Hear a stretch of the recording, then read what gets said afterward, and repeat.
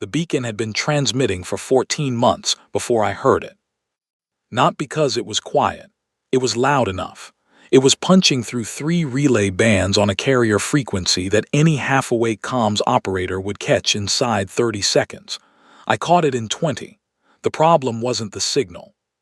The problem was that everyone else had already heard it and decided not to care. I was posted to Relay Station Kestrel 9, which is the kind of posting that tells you exactly where you stand with your commanding officers.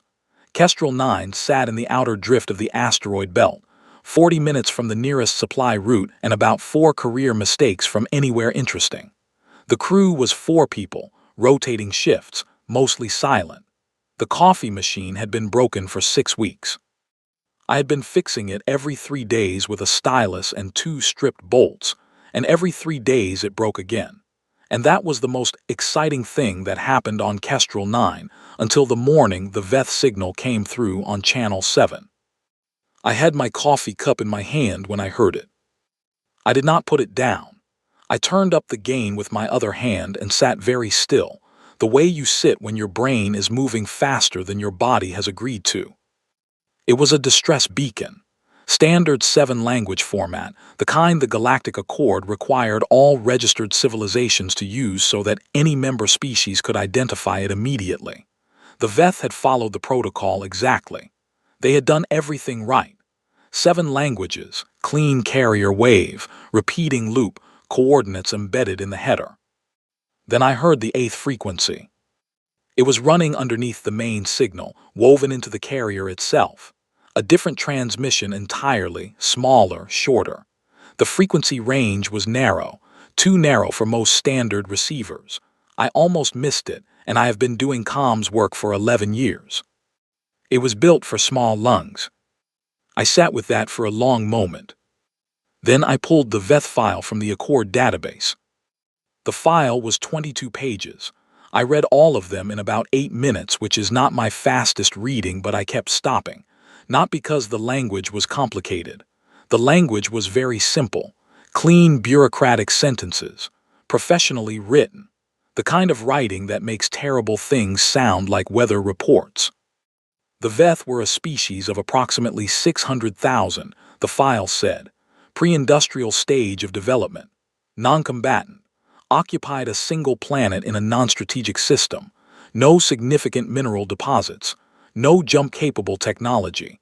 Their genetic catalog had been archived by the Accord's Preservation Division as a standard precautionary measure. Archived. I read that word 3 times. The file had 2 stamps at the bottom, both red, both from the Galactic Accord's Emergency Response Committee. The first stamp was dated 11 months ago. The second was dated 9 months ago. Both said the same thing in the Accord's formal language, which I will translate here into plain words. Not worth the cost. I put my coffee cup down. It was cold anyway. I opened the secondary analysis attached to the file. It was 4 pages of cost-benefit calculation, resource expenditure for an intervention mission versus projected return value. The Veth had no resources the Accord wanted. They had no military capacity. They had no political allies. They had no leverage of any kind. The calculation came out negative both times, which is why there were 2 stamps instead of 1. Someone had requested a second review. The second review agreed with the first. I closed the file. Then I opened it again because I wanted to make sure I had read it correctly, and I had. I opened a comm channel to my commanding officer, Colonel Dana Briggs, who was stationed at Meridian Base and who I had spoken to exactly twice in the past year. I told her I had intercepted a Veth distress beacon on Channel 7, 14 months in transmission, and that the Accord had reviewed and declined twice, and that there was a secondary frequency in the carrier wave built for small lung capacity, and that I thought someone should respond. Dana listened. I could hear her breathing. Then she told me it was outside our jurisdiction. She told me it was not our signal. She told me to log it and move on. I told her I understood. She ended the call. I sat in the silence of Kestrel 9 for about 90 seconds. The asteroid belt drifted outside the window, slow and indifferent. the way space always looks when you are trying to think. The broken coffee machine made its usual sound, which was a low, grinding click that I had stopped hearing weeks ago and was now hearing very clearly. I picked up my personal comm unit. I did not open a channel to Dana Briggs. I opened a channel to a man named Owen Clark, who was a supply pilot I had known for 6 years, and who had a decommissioned hauler called the Persistent Argument sitting in Bay 4 at Callisto Depot, waiting on a parts certification that had been delayed for 3 months for bureaucratic reasons that did not actually involve the parts. Owen picked up on the second ring. I said, "I need to ask you something." He said, "Is this the kind of thing I should be sitting down for?" I said, "The chair won't help." He was quiet for a moment. "Send me the coordinates." I sent them before he finished the sentence. Then I logged the beacon, filed it properly. Timestamp, frequency, data, file reference number, the works. I did everything Dana had asked me to do. I also booked 3 days of personal leave, which I had not taken in 7 months, and which was technically owed to me. I packed 1 bag: medical kit, cold weather gear, 2 changes of clothes, the stylus I used to fix the coffee machine because I find it calming to have something to fix. I did not look at the file again. I already knew what it said. I already knew what it didn't say. 600,000, the file said. Non-combatant, pre-industrial, not worth the cost. 14 months, that beacon had been running. 14 months of a signal looping into empty space, while 2 committees reviewed the numbers and stamped their decisions and went home. 14 months of small lungs, transmitting on a frequency that almost no one could hear. I could hear it. I picked up my bag. I walked out of Kestrel 9 without looking back, and the coffee machine made its grinding click behind me, and I let it. Owen's ship smelled like recycled air and machine oil, and something he claimed was a pine air freshener, but which I had privately suspected for years was just a pine-shaped piece of plastic doing nothing. The Persistent Argument was not a beautiful vessel. She was a Class 7 freight hauler with a retrofitted cabin, 2 working engines out of 3, and a navigational display that had a dead pixel in the exact center that Owen had drawn a small face on with a marker. She was the best thing I had seen in months. Owen Clark was 41 years old, had done supply runs for the outer colonies for 15 years, and had the specific kind of calm that comes not from having an easy life, but from having survived enough difficult ones that new problems had stopped being surprising. He shook my hand when I boarded, which is a thing he always did, and handed me a cup of actual hot coffee, which is a thing I almost wanted to cry about but did not. "Who else?" he asked. 2 more, I said, landing in 40 minutes. The first was Nina Voss. She was a field medic who had spent 4 years working for an off-world aid organization before the funding collapsed, and the contracts disappeared, and the whole operation folded without enough notice to get her equipment off the last station. She arrived with 2 supply cases she had apparently packed before I called her, which told me everything I needed to know about Nina.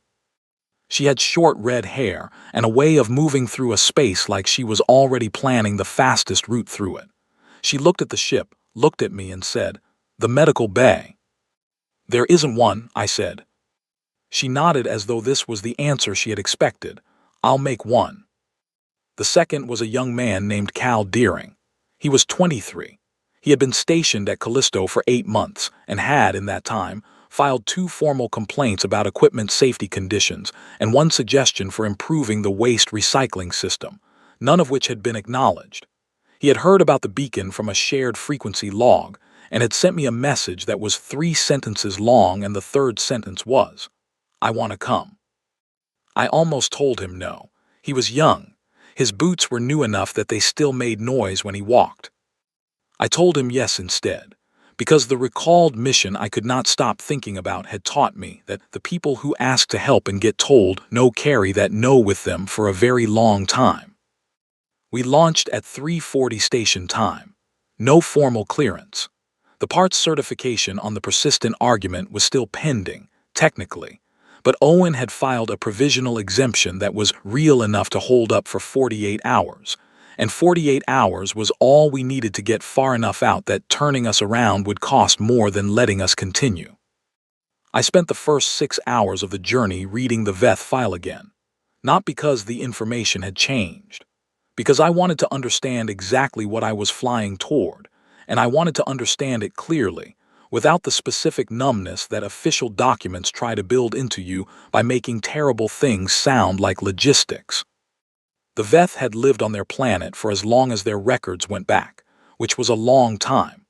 They had a written language, 14 regional dialects, a music tradition that apparently used harmonics humans could not fully perceive, and a system of agriculture sophisticated enough that they had been managing the climate of their southern continent deliberately for 300 years.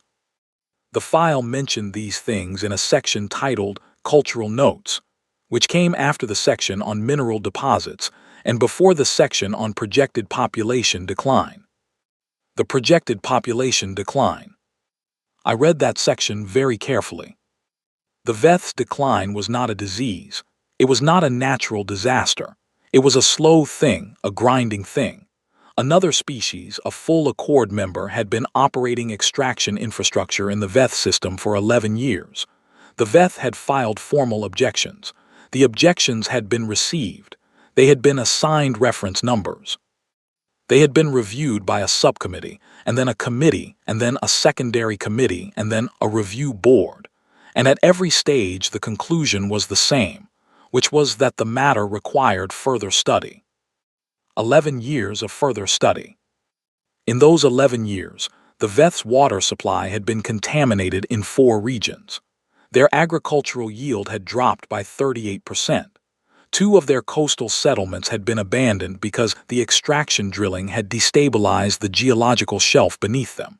And their population, which the file noted had once been 600,000, was now listed as approximately. I stopped. I went back. The file said 600,000. That was the archived figure. I had read it a dozen times. But at the bottom of the population section, in a footnote so small it almost looked like a formatting artifact, there was an updated estimate, not official, flagged as provisional, added by a Accord census analyst 8 months ago. 112,000. The main file had not been updated. The stamp at the top still said 600,000. The red stamps at the bottom still said not worth the cost, and they had been issued against a population figure that was 5 times larger than the reality, which meant the calculation had been wrong, which meant the committee had stamped a death sentence based on numbers that were already out of date when they reviewed them. I sat with that for a long time. Nina came and found me. She looked at the screen. She didn't ask what I was reading. She went back to building her medical bay out of cargo straps and supply cases and whatever else she could find. And the sounds of her working were steady and focused, and somehow more comforting than anything anyone could have said. We dropped out of transit 12 hours later. The planet was green from orbit. That was the first thing. It was genuinely, deeply green, the kind that means something is still alive and working despite everything trying to prevent it. Owen brought us down through the cloud layer on manual, which he always preferred, and the land resolved below us in patches of forest and open ground, and then the settlements. What used to be settlements? I will not describe what I saw in detail, because the detail is not the point. The point is that the Accord file had used the word affected. That was the word. The VETH communities in the northern region were affected by the extraction operations. I now knew what affected meant in that file. We landed in a clearing at the edge of the largest remaining settlement, and Owen powered down the engines, and for a moment none of us moved. Cal was looking out the window with an expression I recognized from my own face in mirrors, the expression of someone who had understood a thing intellectually and was now understanding it in a different part of themselves entirely. "All right," I said. We moved. The VETH came to meet us at the edge of the clearing. There were 3 of them, and they stood very still, and the one in front was an elder. I could see that immediately. Not from her size. From the way the other 2 positioned themselves slightly behind her, and from the way she stood, which was the way people stand when they have been carrying something heavy for a long time and have gotten so used to the weight that they have forgotten what it was like before. She looked at us, 4 humans, 1 salvaged freighter, no Accord insignia anywhere on our hull because Owen had always considered insignia a fire hazard and had never installed any. She did not look afraid. She did not look relieved. She looked like a person who has run out of the energy that both of those feelings require. She spoke. The translation unit on my wrist took about 3 seconds, which meant she was using one of the less common regional dialects, and then it rendered her words in flat, even English. "We did not think anyone would come," she said. I looked at her, at the settlement behind her, at the 2 people standing slightly back, watching us with eyes that had clearly been watching empty sky for a very long time. "Honestly," I said, "we weren't supposed to." She looked at me steadily. "But you are here," she said. "We are here," I said. Owen was already moving toward the ship's rear cargo bay. Nina had her cases open. Cal was standing next to me, very still, his new boots quiet for once on the soft ground. The elder watched Owen work for a moment, then she turned back to me. "There are others," she said. "Further north, they have been waiting." "We have room," I said. She nodded once. The weight on her did not lift. It never does, not immediately. But something in her posture shifted, just slightly, the way a person shifts when they finally set something down after a very long time, and their body has not yet figured out what to do without it. I told Owen to prep for a longer stay. He said he had already started. The Veth elder's name was Asha. She told me on the second day, not the first, which I understood. Names are trust, and trust is something you measure out carefully when the universe has given you good reasons to be careful with it. She told me her name the morning after we set up the first supply distribution, when she came to find me sitting outside the ship at dawn with my cold coffee, watching the green tree line in the early light. She sat beside me without being invited, which I respected enormously. "Asha," she said, touching her own chest. "Yale," I said, doing the same. She nodded. She looked at the tree line for a while. "How many of you are coming?" she asked. I paused. "Right now," I said carefully, 4. She was quiet for a moment. "Only 4. "Yes." She accepted that. She did not say anything to make me feel worse about it, which would have been easy and which I would have deserved. She simply sat with it, the way she seemed to sit with everything, with a particular kind of steadiness that was not peace but was something harder than peace. We spent 3 days in the northern settlements before I found the communique. I found it in Asha's records, which she showed me without hesitation when I asked if the Veth had had any contact with the Accord in the past year. She pulled a physical print of it, which told me they had considered it important enough to commit to paper, and she handed it to me with both hands, the way you hand something to someone when you want them to understand that it mattered. It was on official Accord stationery. Full header, seal, reference number, the works, dated 8 months ago, signed by the Deputy Director of the Accord's Emergency Response Division. It informed the Veth people that the Accord had reviewed their situation and was dispatching a relief envoy. The envoy would arrive within 6 to 8 months. In the meantime, the Accord strongly encouraged the Veth to consolidate their remaining population centers and preserve their food supplies accordingly. I read it twice. I read it a third time. "You rationed," I said. "I was not asking." "We rationed," Asha said. "For 8 months, we moved people. We combined the northern and southern communities so that we would be easier to find. We made space." She paused. "We made space," she said again quietly, "for the people who were coming to help." I had nothing to say to that.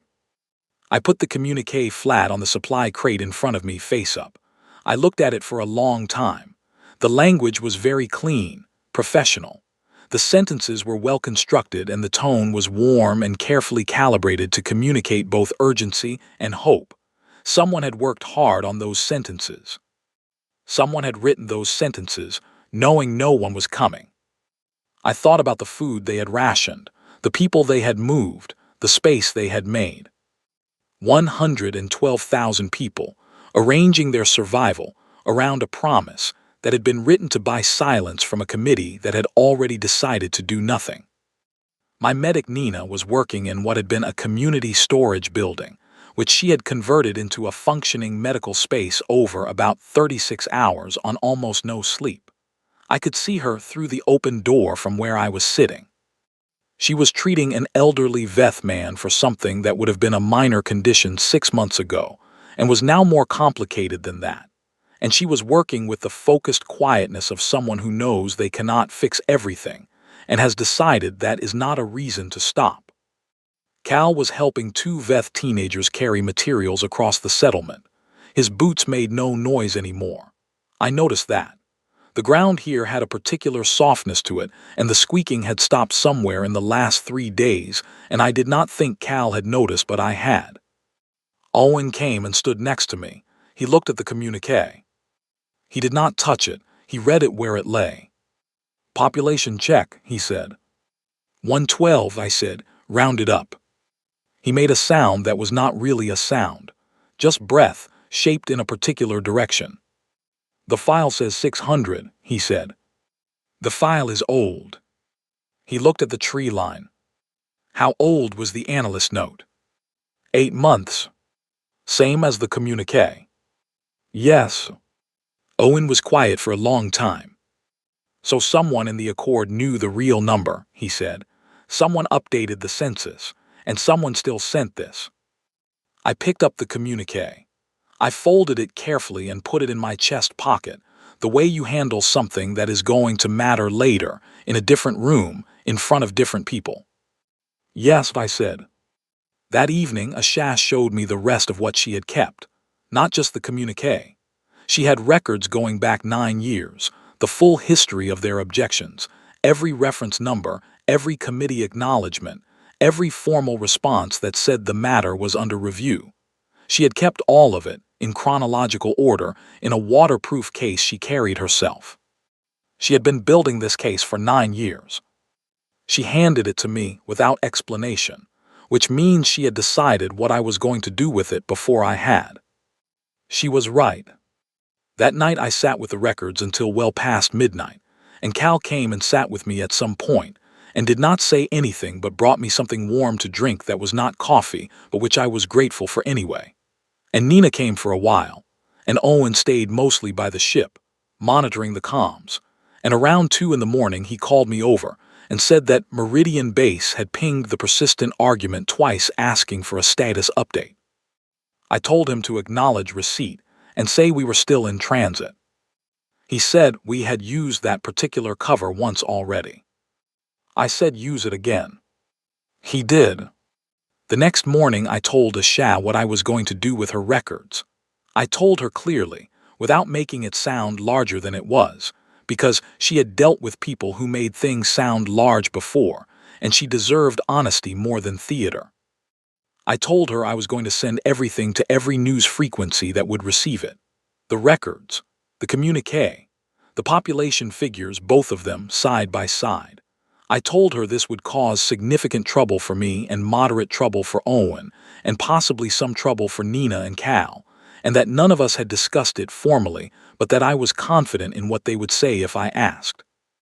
I asked anyway, because that is how you do it properly. Nina said yes before I finished the sentence. Cal said yes with his whole face.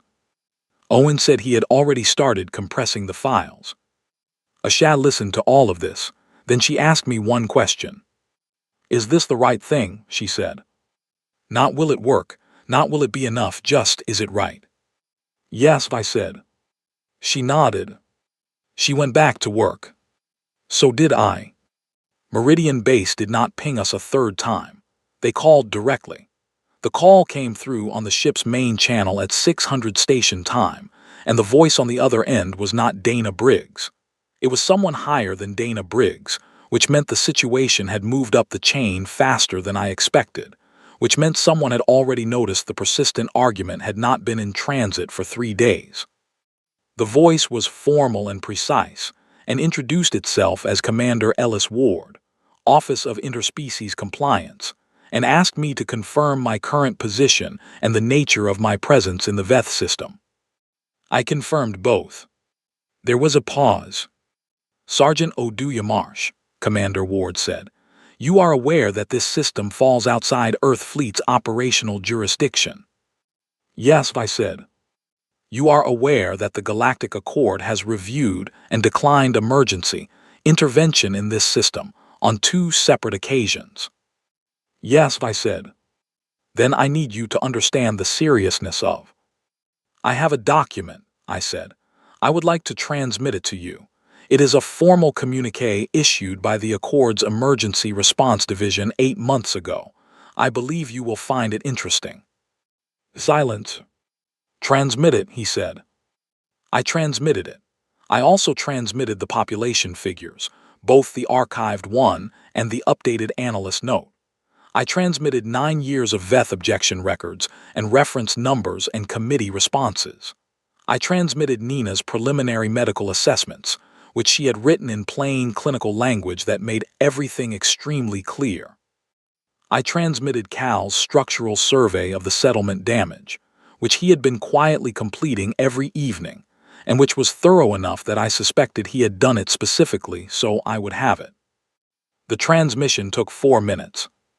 Commander Ward was quiet for a long time after. "This is going to require a formal review," he said. "I understand," I said.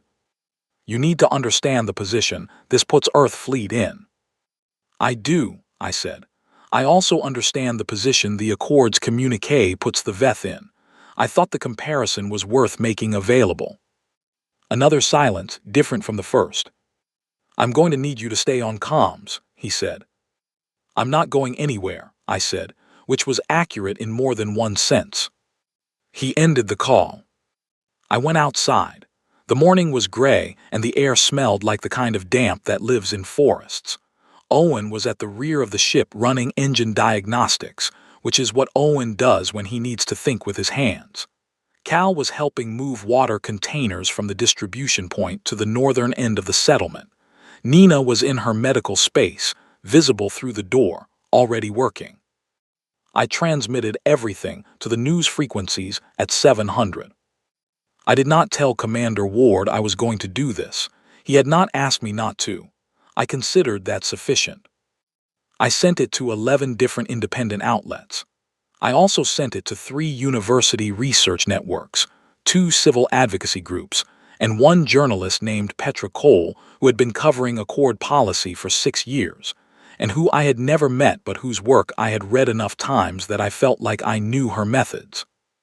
Petra published within 2 hours. By noon, 7 of the 11 outlets had the story. By mid-afternoon, all 11 did. I monitored the response from the ship's comm station while eating something that technically qualified as lunch. The reaction moved in waves, the way it always does. First confusion, which is when people are reading the documents and making sure they understood. Then outrage, which is when they were sure. Then the specific, louder kind of outrage that comes when people realize the outrage itself had been anticipated and contained within a bureaucratic structure specifically designed to absorb it. The communique was the thing that broke it open. You can argue about cost-benefit analyses. You can argue about jurisdiction and resources and strategic priorities. Those arguments are uncomfortable, but they are familiar, and people know how to have them without anything actually changing.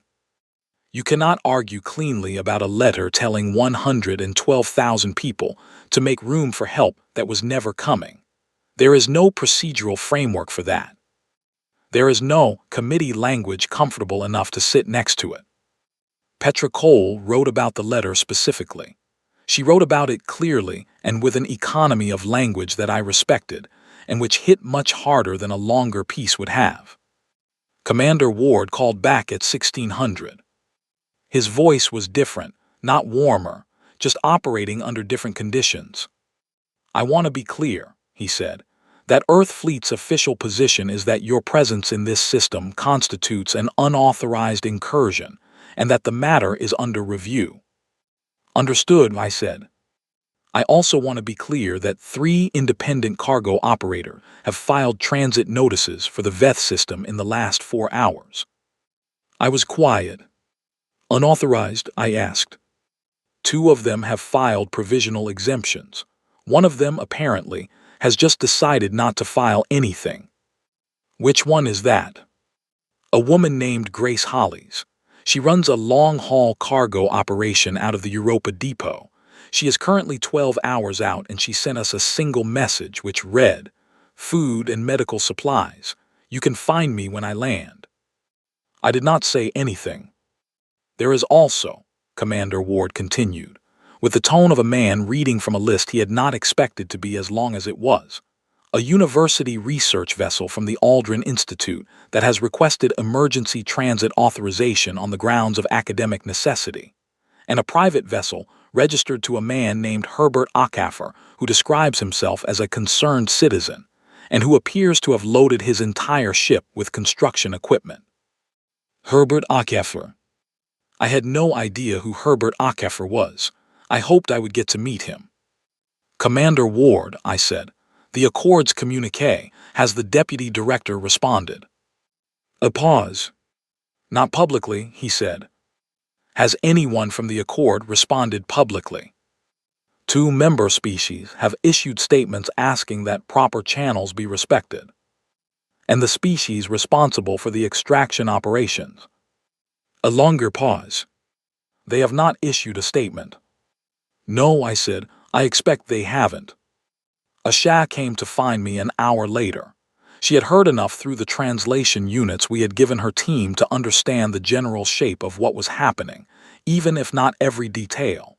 She stood at the doorway of the ship and looked at me with that steady, weight-carrying look. More are coming, she said. Yes, I said. From your planet. From my planet, I said, without permission mostly. She was quiet for a moment. Your people do this, she said. It was not quite a question.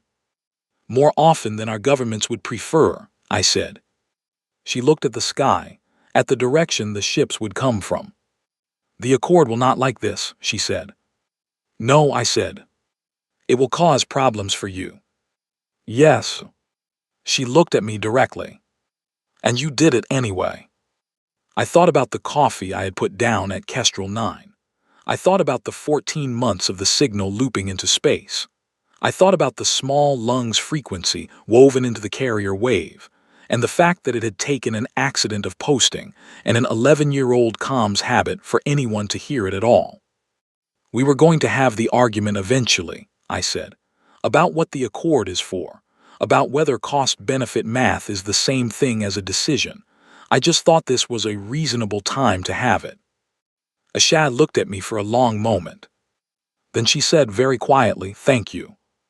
I did not know what to do with that. I am not good at being thanked. I find it sits in the chest wrong. We haven't fixed anything yet, I said. No, she said, but you came. Grace Hollies landed at 400 the next morning, ahead of schedule. She was a broad-shouldered woman in her 50s, with the particular no-nonsense efficiency of someone who had moved cargo across the outer system for 3 decades, and had therefore developed a comprehensive operational understanding of what actually mattered. She shook my hand. She handed me a manifest. She said, "Tell me where it goes." 2 hours later, the Aldrin Institute vessel landed. 4 researchers, full diagnostic equipment, water purification systems, 2 doctors. Herbert Acaffer landed at noon. Herbert was 67 years old, had made what he described as a reasonable amount of money, doing construction contracts across the inner colonies, and had, upon reading Petra Cole's article, spent approximately 45 minutes being angry, and then spent the rest of that time loading his ship. He had structural repair equipment, water system components, agricultural materials, 3 portable generators, and a very large amount of seed stock that he had apparently purchased from 6 different suppliers at considerable personal expense. He walked down his ramp, looked at the settlement, looked at me and said, "Point me at the worst damage first." I pointed him north. He was already moving before I finished pointing. The Accord contacted me twice that week via official channels. Both contacts were from the compliance office, not Command Ward, which meant the messages were formal and procedural, and asked for documentation of our activities and confirmation that we understood the terms of unauthorized presence in a non-jurisdictional system. I provided the documentation, all of it, every supply manifest, every medical assessment, every structural report. I attached the communiqué to both responses as a standing reference. Neither compliance officer mentioned the communiqué. On the 8th day, Petra Cole published a second piece. This one included a statement from 3 Accord member species who had, apparently, been unaware of the contents of the communiqué and were now formally requesting an emergency session of the full council. On the 9th day, the 2 member species who had originally asked for proper channels to be respected issued a second statement. This one was longer. It used more words to say less. On the 10th day, Commander Ward called me. "The council session is scheduled," he said. "Your presence has been requested." "Mine specifically," I said. "Earth fleets. Given the circumstances, you are Earth Fleet's current most visible representative in this situation." I looked at my uniform, which was technically a civilian jacket over a base layer, because I had not expected to be anyone's representative when I packed. "I'll need a day," I said. "You have too," he said. Owen pressed my spare uniform shirt. He did not make a comment about this. He just did it, with the portable iron he apparently kept in his kit at all times, which I stored as information about Owen that made complete sense. Nina prepared a full medical summary for the council presentation, organized and formatted and clear enough that a committee member who had never seen a sick person could understand it. Cal put together a structural and geographic impact assessment with maps. He had been working on it for days, I realized. He had been expecting this. Before I left for the transit to the council session, Asha came to find me at the ship. Early morning, the tree line dark, the sky just starting to change. She handed me the waterproof case, all 9 years of records, the original. "Take it with you," she said. I held it in both hands. "I'll bring it back," I said. She shook her head just slightly. "Bring something better back," she said. The Galactic Accord Council chamber was large in a way that was clearly designed to make individuals feel appropriately small. I had seen pictures. Pictures do not convey the particular quality of the silence in that room, which is the silence of a space that has hosted a great many important decisions and knows it. There were 22 member species represented, 22 delegations arranged in a curved gallery, each with their translation units and their aides, and their carefully arranged expressions of procedural neutrality. I sat at the single table in the center, which is where they put people who are being addressed rather than people who are doing the addressing. I put the waterproof case on the table in front of me. I put the communiqué on top of the case, face up, visible to the gallery. I did not open with it, I let it sit there.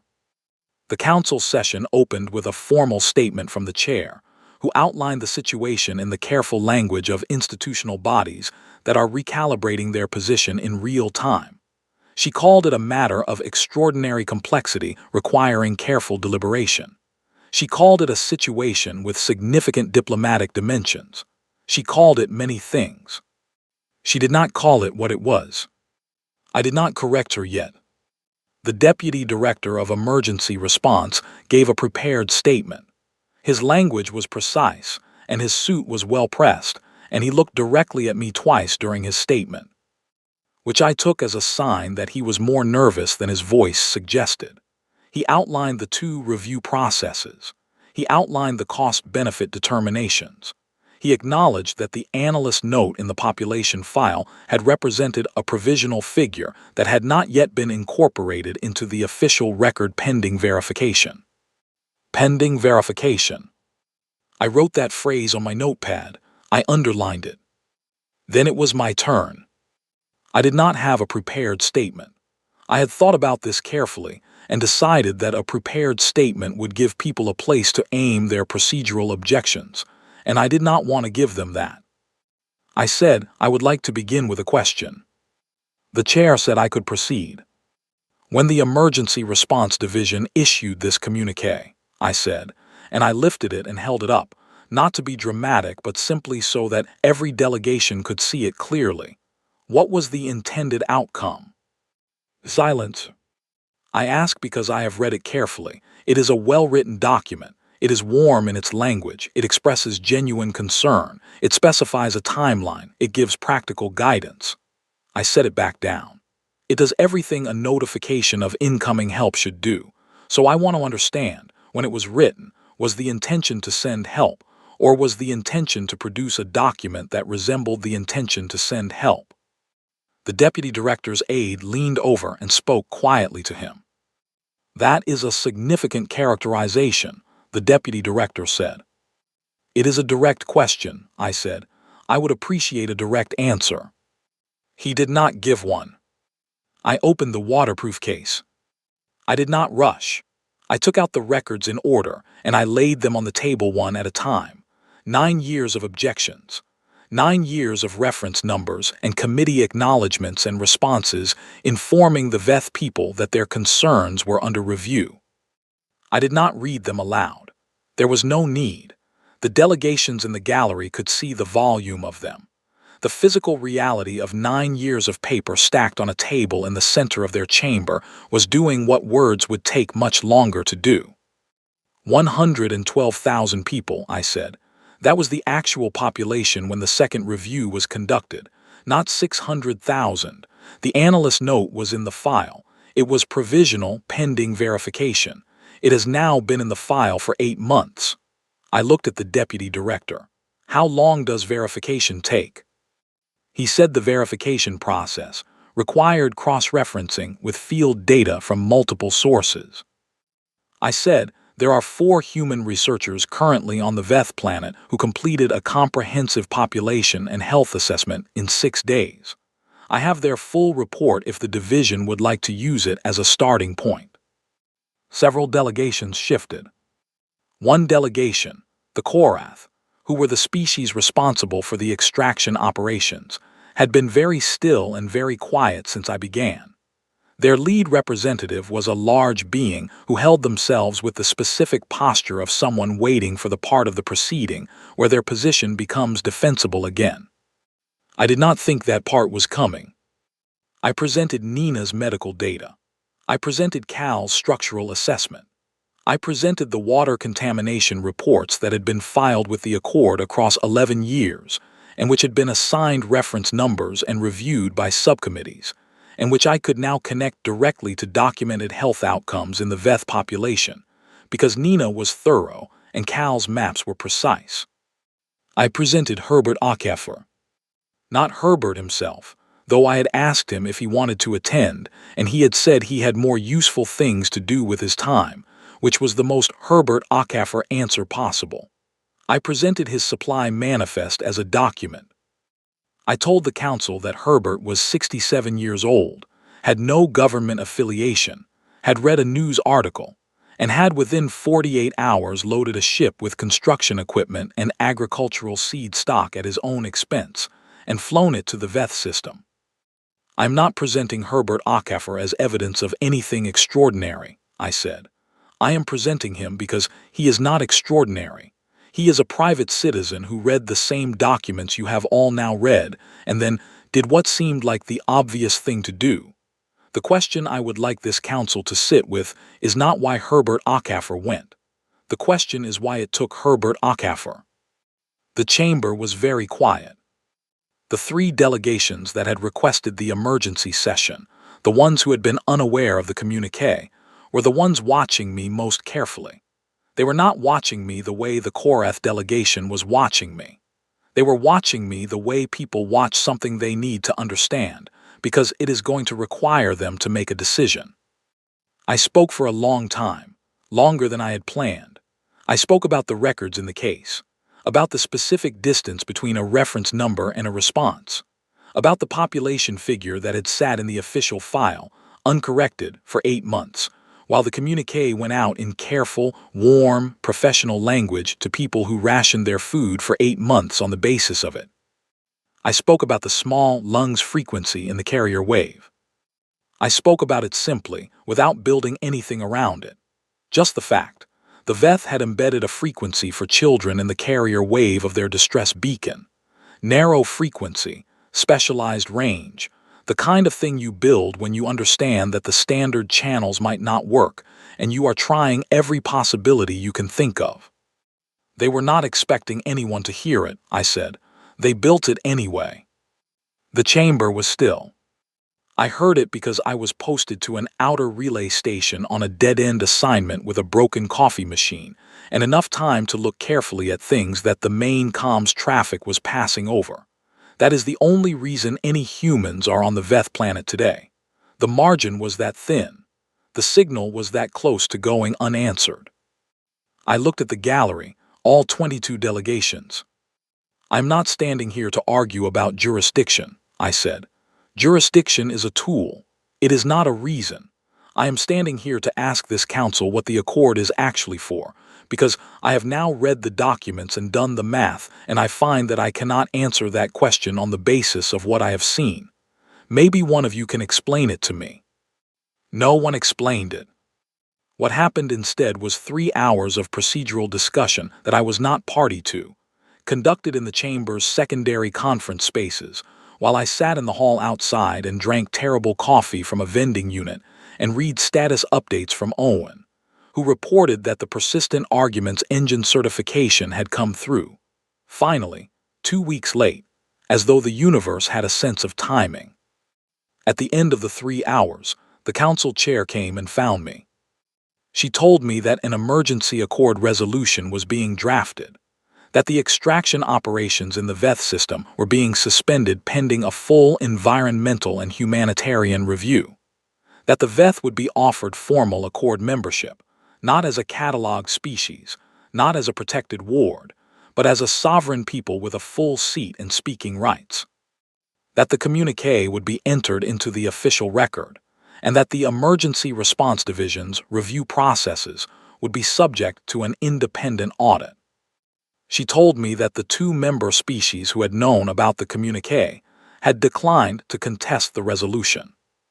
She told me that my court-martial proceedings, which had been formally initiated by Earth Fleet 3 days ago, would proceed as scheduled. I told her I understood. She looked at me for a moment. This careful, precise woman who ran the proceedings of 22 species, with the particular skill of someone who has learned to hold contradictions without letting them show. You did something significant here, she said. Herbert Acaffer did something significant, I said. I just started a conversation he was going to finish anyway. She almost smiled. Almost. I went back to the Veth planet 3 days before the court-martial. I needed to, in a way I could not have explained procedurally and did not try to. Owen flew me. It was just the 2 of us this time. Nina was staying through the full medical assessment process, which was going to take months. Cal had applied for a formal posting to the Accord's new oversight team, which he was going to get because the application was thorough and his structural survey had been cited in the resolution documents. I landed in the same clearing, same soft ground. The tree line was the same deep green. There were more ships now, not just human ships. 2 other species had sent their own aid teams after the resolution passed, which meant the Veth people were dealing with the logistical complexity of being helped by multiple civilizations simultaneously, which HFY was managing with a particular brisk competence that I found deeply impressive.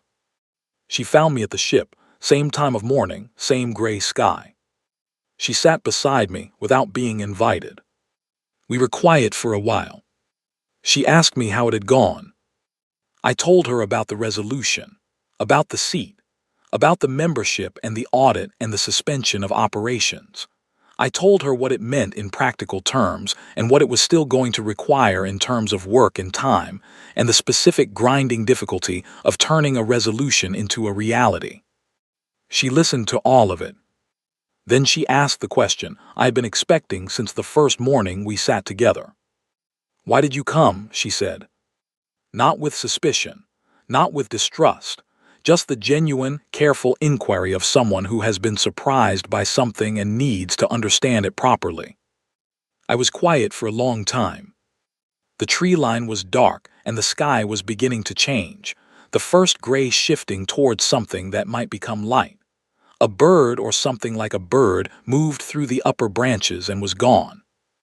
"We know what it sounds like," I said, "when no one answers." She looked at me. I did not explain it. I had said what there was to say, and everything underneath it was the kind of thing that does not survive being spoken in full. The recalled mission, the signal that had gone unanswered, the particular weight of a decision that had been made in a committee room by people who would never sit in this clearing or hear a narrow-frequency carrier wave or hold a 9-year stack of reference numbers in their hands. She did not ask me to explain it. She sat with it the way she sat with everything, and after a while she nodded once slowly, and I understood from that nod that she had understood more than I had said, which is how it is with things that matter. I stood up, picked up the waterproof case which she had asked me to bring back and which I was now handing back to her, properly this time with both hands. "For your records," I said. She took it the same way, both hands. Owen was already moving toward the ship, running pre-flight quietly, giving us the time. The morning was getting lighter and the settlement was starting to wake up, and somewhere to the north I could hear Herbert Ackhaffer's generators running, which they had been running continuously for 12 days, steady and reliable and completely unconcerned with jurisdictions. I picked up the structural beam I had been leaning against. Ashab picked up the other end without being asked. We carried it north, toward the sound of work, and neither of us said anything else, and the sky continued getting lighter, and behind us the persistent argument sat quiet in the clearing, waiting, the way good ships wait, ready for whatever came next. The court-martial happened. The charges were read. I pleaded guilty to every one of them with the energy of someone who had already decided, long before walking into that room, exactly who they were and what that was worth. The tribunal deliberated for 6 hours. The charges were dismissed. The official reason entered into the record stated that no existing statute adequately covered the circumstances, and that creating a precedent for punishing actions that had directly contributed to a unanimous accord resolution and the preservation of a sovereign civilization would require a legal framework that the tribunal was not prepared to construct. What it meant, in plain words, was that the paperwork could not catch what I had done and still look like paperwork. They created a new framework that afternoon, quietly, procedurally, in the language of institutions finding their way back to something they had misplaced. I read it later in Owen's ship, heading back out toward the drift. It was about accountability, about the obligation to respond when response is possible, about the difference between a jurisdiction and a reason. It used very clean language. Some of it was even good. I poured myself a cup of coffee and I finished it, which I almost never do, and outside the window the stars were the same as they always are, indifferent and enormous and absolutely full of signals if you know how to listen. I listened,